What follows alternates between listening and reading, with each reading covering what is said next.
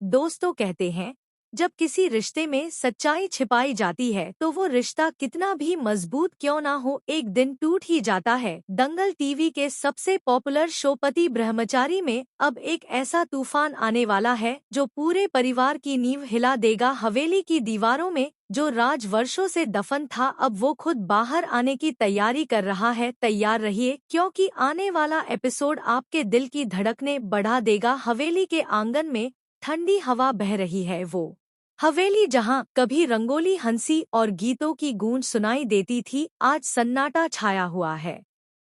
ईशा अकेली खड़ी है, हाथों में सूटकेस, आंखों में आंसू और दिल में दर्द। वो सूरज की ओर देखकर कहती है, सूरज, इस घर में जितनी भी परेशानियां आईं, सबकी जड़ मैं हूँ। गुलाब सिंह, रिया, दादी सब मुझसे नाराज हैं।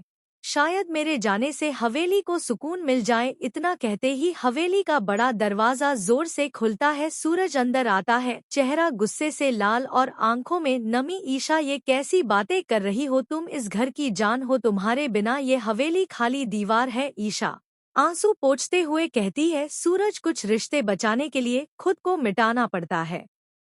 मैं नहीं चाहती कि मेरे रहते कोई और दुख झेले। सूरज उसका हाथ पकड़ता है, अगर तुम चली गई तो मेरा वजूद अधूरा हो जाएगा। दोनों की आंखों में बेपसी साफ झलक रही है, पर उन्हें नहीं पता हवेली की दीवारों के पीछे एक ऐसा खेल चल रहा है जो सब कुछ बदल देगा। उधर हवेली में काव्या और आरव की शादी की तैयारियां जोरों पर हैं।